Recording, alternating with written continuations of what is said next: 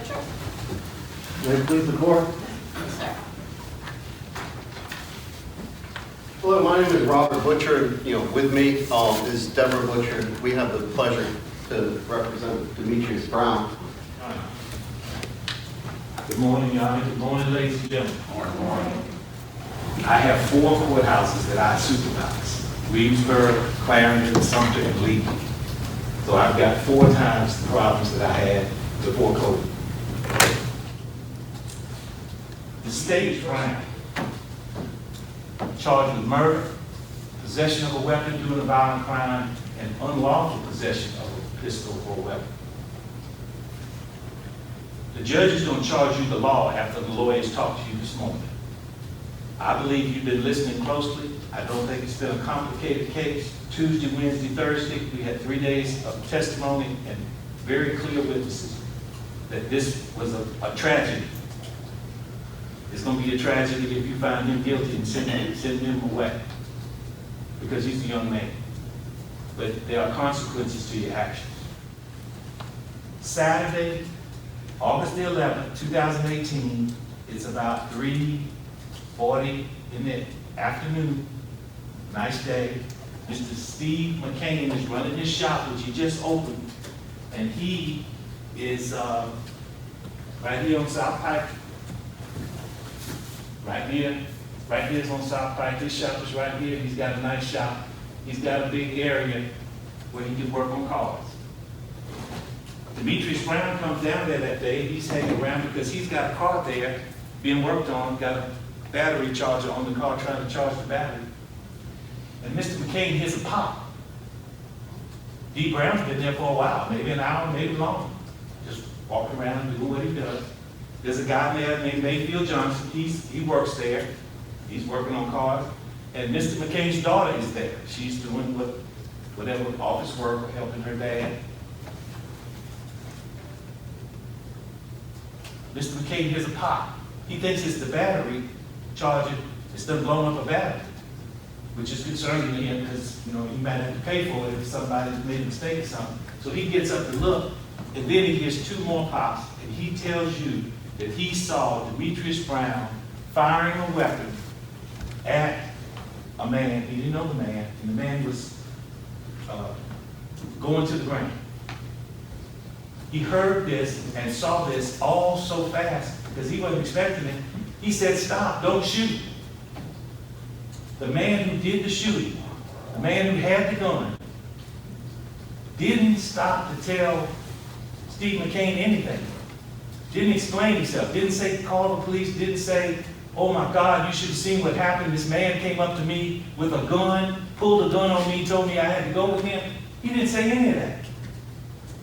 He jumped in his black Ford Expedition and sped away.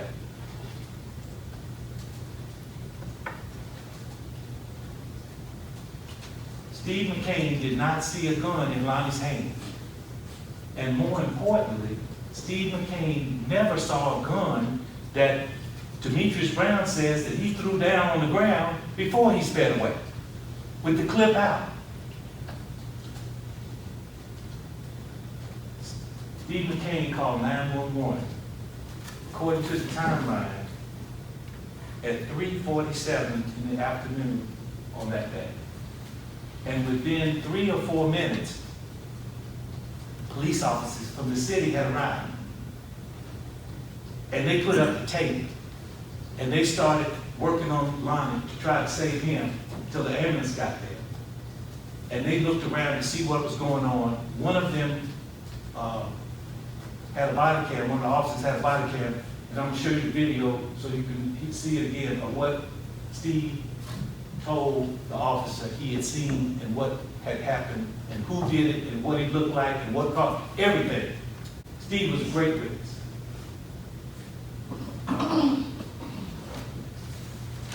When the police got there, put up the evidence tape, they didn't find any gun laying on the ground. They didn't find any empty bullet clips. 2 or 3 shell clips should have been there on the ground, weren't there. A.J. Bradley, young man, lives in Sumter. He's a friend of Lonnie's. They've been riding around. They've been to Bishopville that Saturday. AJ got picked up with another guy, we don't know him, couldn't find him. Three of them rode together to Bishopville, spent the morning talking about Lonnie was going to get some equipment for his lawn service business. They might have eaten something, they come back, they come to the El Chico.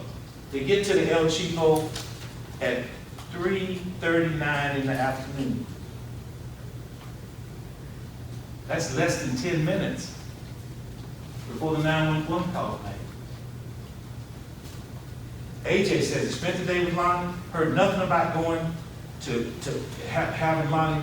They didn't discuss anything about going to hurt anybody, going to fight anybody, going to threaten anybody. They get to the shop, they get out of the car. He says Lonnie doesn't have a gun, he doesn't have a gun. He doesn't know the man in the car or next to the car, Mr. Brown. AJ doesn't know him, but he knows that Mr. Brown pulled out a gun. There was no struggle. Mr. Brown pulled out a gun, and as soon as he saw the gun, he started running, the other young man started running, and Lonnie started running. Mr. Brown, who's not supposed to have a gun, has already pulled his gun and getting ready to use his gun. That action and that time is where you find us believing he formed the malice that is necessary to convict him of murder. As the judge is going to charge you, murder is defined as the intentional killing of another person with malice or forethought. Forethought means it came in your mind, you thought about it, and you acted on it. You got to have the malice. You got to understand that he was prepared for by having the gun he wasn't supposed to have, and he thought about, I'm not going to let this happen, and I decided I'm going to do what I need to do. And he fired that gun multiple times, at least twice, probably 3 times. We don't know because the shell cases weren't where they're supposed to be, and the gun was never there where he says it was, but it was never there.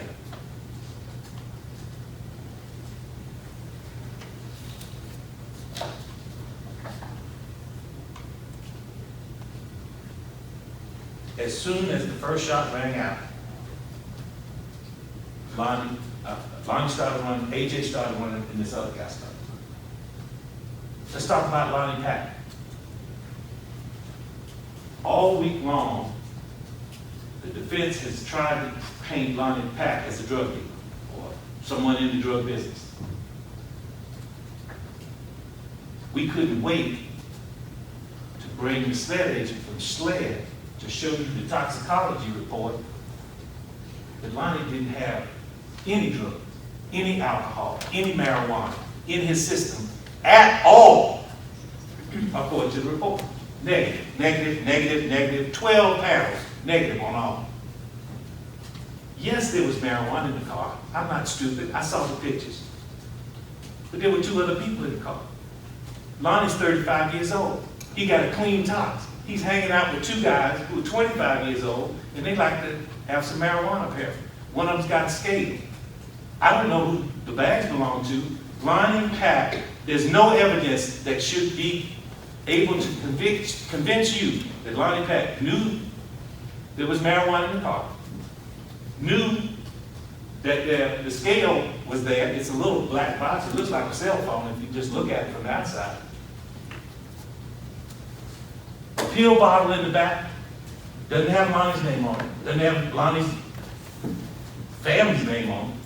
We don't have any evidence connected to him. As a matter of fact, we really don't have any evidence that that car he was driving was his car. It was a Chrysler 300 with temporary tags. But he was driving the car. No evidence of any weapons in the car. No evidence that they were doing anything but coming to see Brad. Oh, there is more evidence. Lonnie's on the ground. They check his pockets. He doesn't have maybe a couple of dollars in change. That's not how a high-rolling drug man rolls usually. No money. Matter of fact, you had information given to you that Lonnie was kind of looking for some help with his finances because he had some bills he had to Don't forget, the facts, they matter.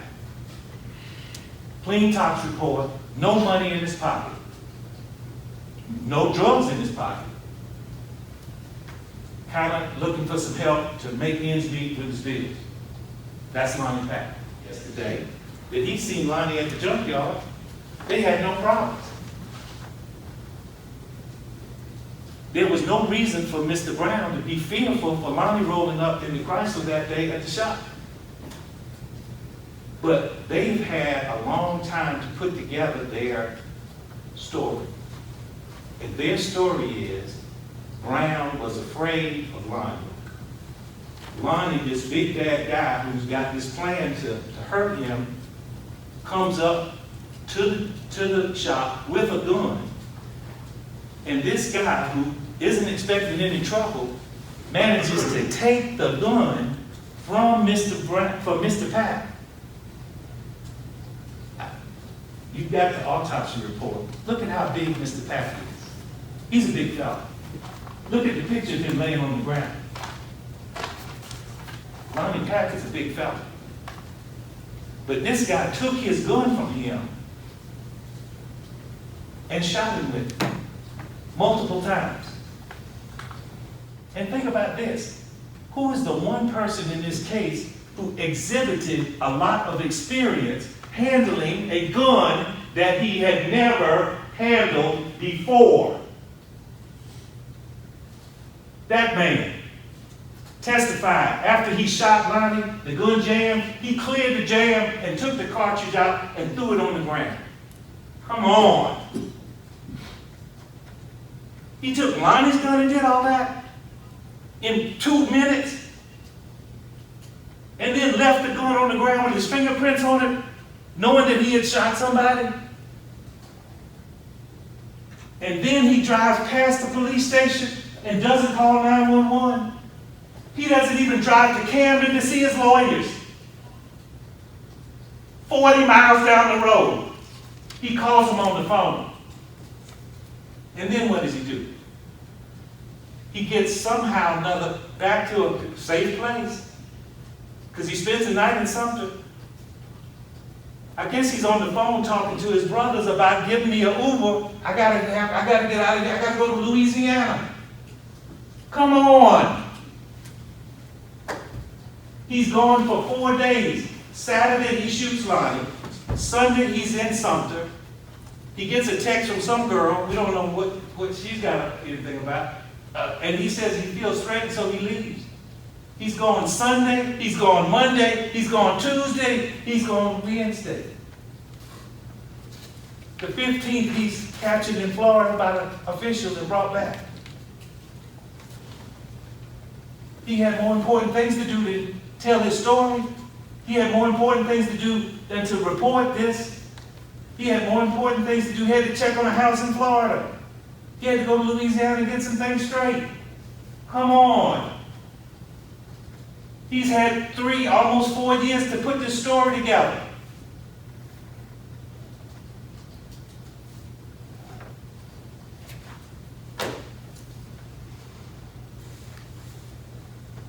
Conversations in here for you to review.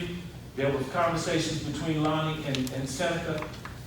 Seneca's phone number is in Lonnie's phone. You can see that. They call all the time. Brown's phone number is in Lonnie's phone. Under DPAC or Big D, it's never been called.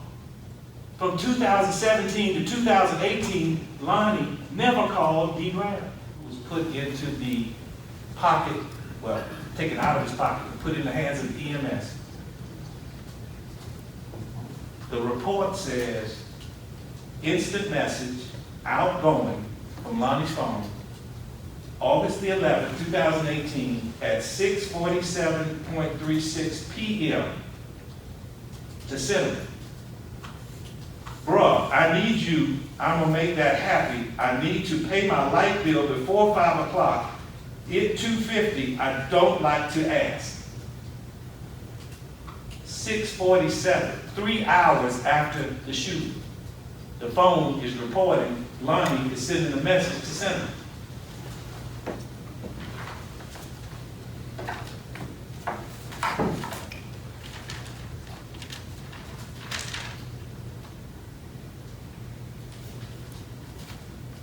messages on the report between Seneca and Lonnie start off with, got a major little job, buddy, for you. Dude sold my people a car that was stolen.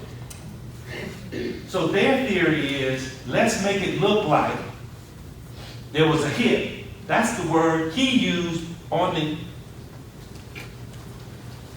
the messages that he sent to Senator. It's in evidence. So you put a hit on a real brother. That's Brown talk. Don't text me, I'm out here daily, keep my name out of your mouth. The next message from Brown. No, don't try to back out now. Lonnie just rolled up on me, called you and asked what to do with me. I heard your voice. So if Lonnie Pack rolled up there and he didn't know what to do with Brown, so he didn't know what to do with Brown, so he's calling Senator. 57-second phone call, we know was the last phone call Lonnie made before his life was taken. For 57 seconds, he's standing there with Brown right here in the car. I'm on the phone talking to him. I got my two partners with me because we just been together all day in Bishopville. And I don't know what to do. It makes me think that Lonnie was not looking for Brown, but he found Brown. He left the gas station heading around the corner to go somewhere to do something, to eat, to drink a beer, whatever they do that Saturday afternoon, and he saw the black Ford, he saw Mr. Brown, he pulled into the shop, he got on the phone and said, hey, Senator, I got Brown here, what you want me to do with him? When Brown heard that, he overreacted because he had been sending messages to Senator. He pulls out his gun, like AJ said. And before the three guys started running, Brown started firing.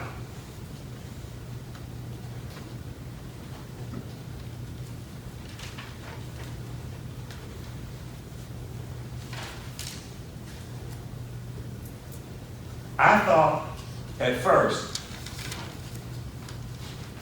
that we were going to hear something about why the shell casings weren't there when Mr. Brown got on the stand.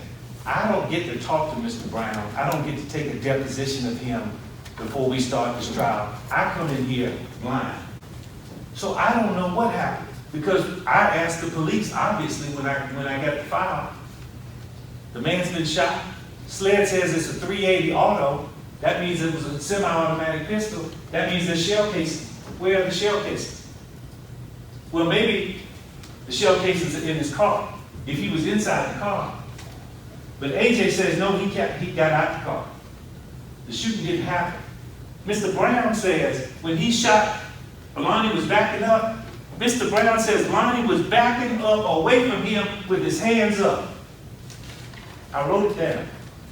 Lonnie was backing up with his hands up. I shot twice.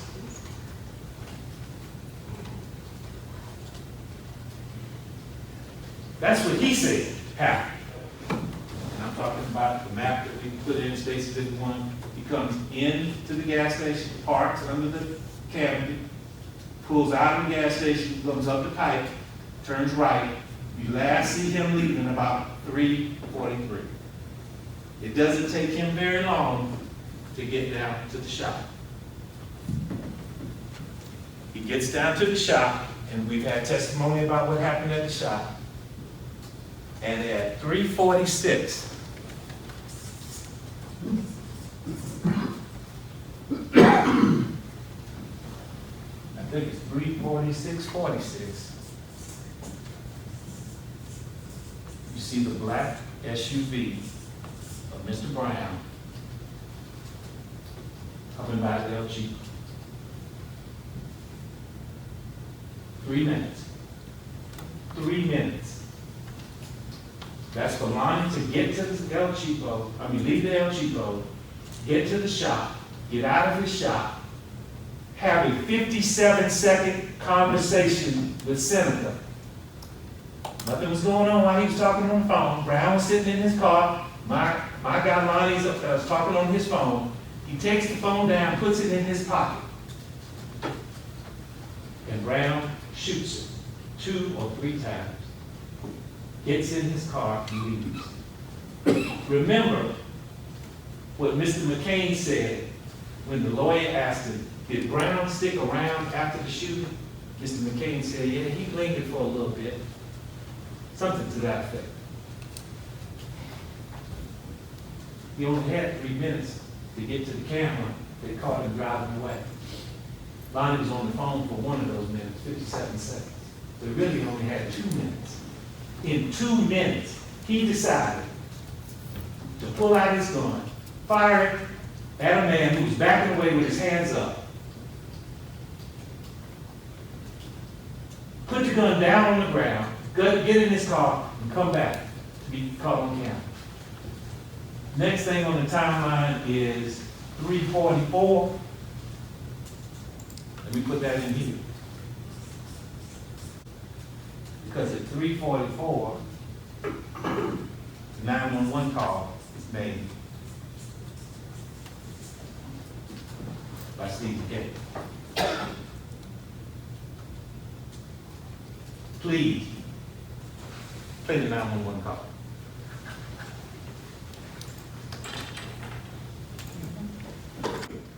And I apologize, I made a mistake. It was at 3:47. You should go down here. Ambulance immediately at 56. 911. Hey, city police and ambulance immediately at 56. At 56, a guy was shot at my leg. 56 what? 56, South Pike, quick. Quick, South Pike. 56 South Pike? Yeah, some guy called my shop and shot another guy and said, hold on. Hurry up or be done. What's the person look like? I can't even get you. 56 South Pike. What's your got the guy of you. What's your name, sir? My name's Steve. I run the business. What's the name of the business? I just opened the business, car doctor, right next to the Moore Store place on South Pike. Okay, let's... Right off from back and forth. Okay, they're gonna answer these questions. Bring that car back. Come back. Sir, You can't leave him now. You can't leave him now. Hurry up. Come on, y'all. Y'all coming? sir, let me put it down at the radio. Get the police here immediately. Get the police here immediately. Be like a shot out here. Hold on, John. Yeah, get the ambulance immediately, ma'am. You might need a helicopter. Right here by the grave, I'm locking the door. That's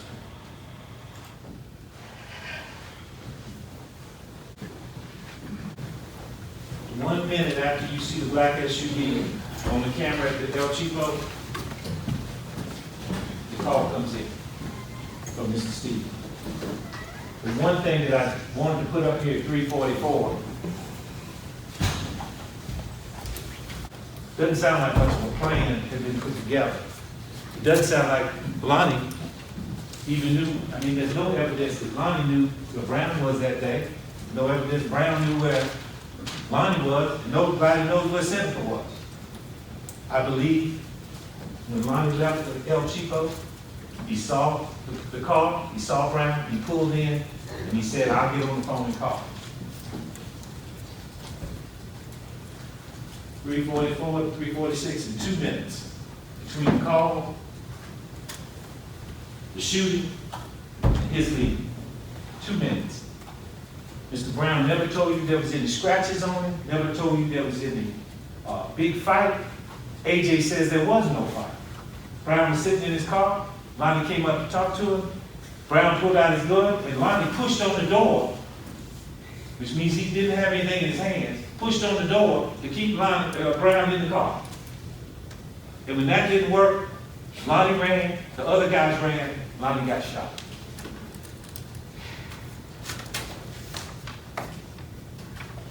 We know Mr. Callahan had the phone from the EMS operator.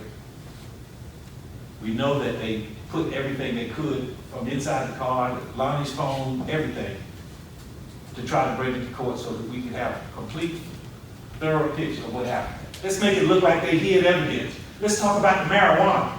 even though we don't have any connection with Lonnie and the marijuana, even though Lonnie's toxic's clean, he got no drugs in his system, he got no money in his pocket to even buy drugs. Let's talk about something else. Get the jury to think about other things instead of the main thing. The man who wasn't supposed to have a gun comes to the place with a gun and uses the gun and takes the gun and the shell casings away from the crime and does not report a thing and has to be brought back from Florida. Mr. Brown is guilty as charged of the crime of murder because he facilitated the death of Lonnie Pack without justification. And my son-in-law became young solicitor. One of the things I talked to him about was your job is not to win cases. Your job is to do justice. And you heard the 911 call. What's happening? Mr. McCain testified. Mayfield Johnson took off and one of his customers called. He said that. He took off. And you heard him screaming.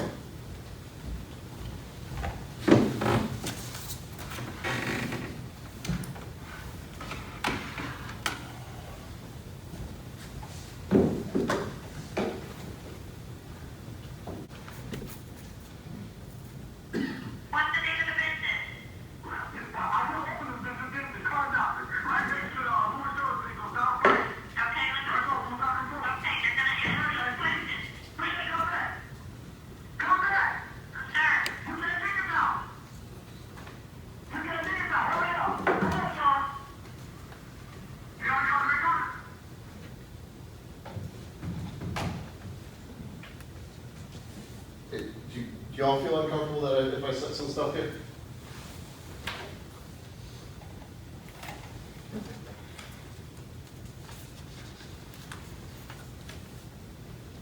They got Mayfield Johnson back in the interview room. You heard testimony from Mr. Bonner and our investigator Bonner and Sergeant.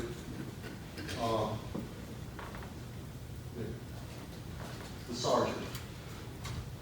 And nobody bothered to GSR the test. Why? What? They didn't look? I mean, you had people there. You had 3 people there.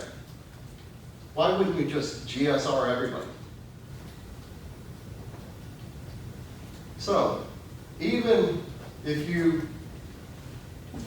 believe Mr. Bradley, from that perspective, you've got 2 men standing behind you at the end of your car, and you've got a man trying to force you out of your car.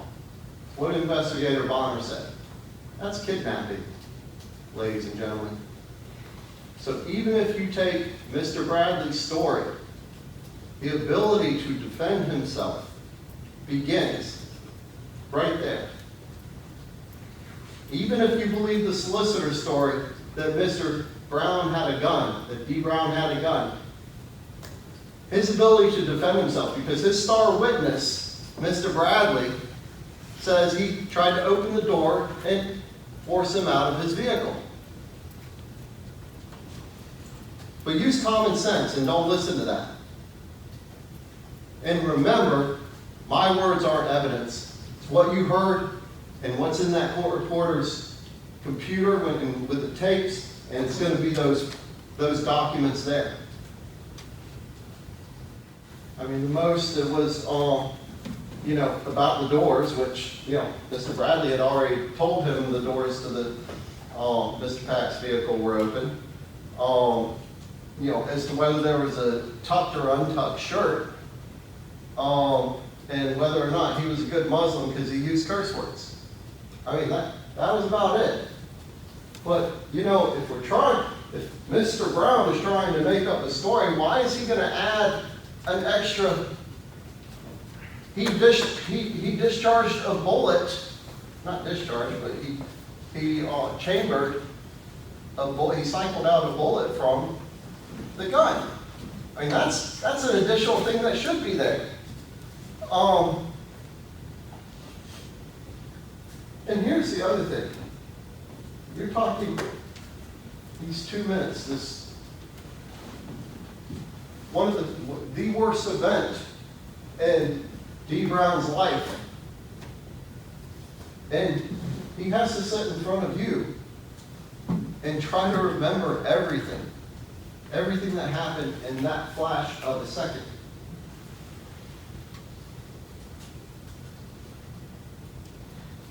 I think it's this one. And I want to give you an example so you can see it in real time.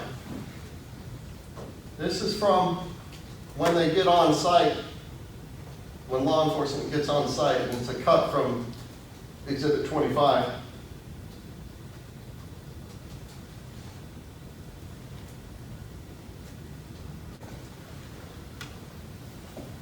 That's not it. Okay. You guys can listen to it. Basically, when law enforcement gets there, they're asking him about D. What was he wearing? And Mr. McCain, he's like, I don't know. Shorts maybe? But he spent the day around him. Something traumatic had just happened. And everybody there, it was traumatic for everybody. But that's what happens when something traumatic happens. Certain things will be seared in your brain, crystal clear. And other things, you just can't remember. You can hear some things clearly, you can't hear others. Some of my foster kids, they can't stand the smell of certain clothes. They can't stand the smell of candy. It's just those different things. And then other things they absolutely can't remember why things happen.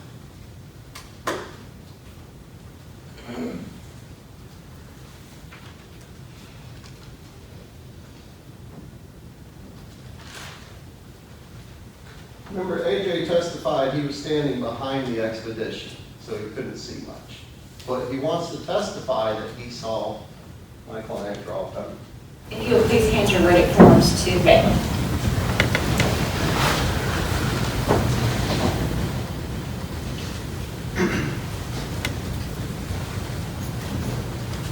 Okay, I have the jury's verdict form, and it states, as to the charge of murder, we, the jury, unanimously find the defendant guilty. As to the charge of possession of a weapon during the commission of a violent crime, we, the jury, unanimously find the defendant guilty.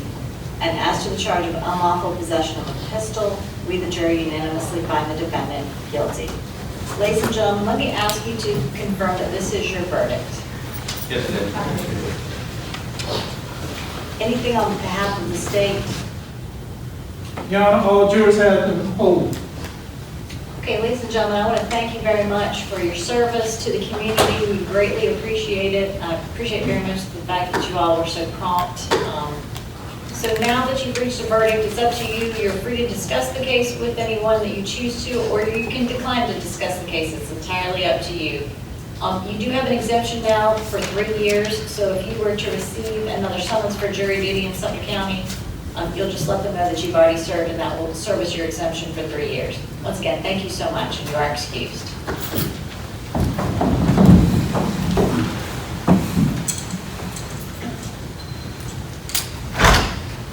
That you're able to put this part of it at least behind you.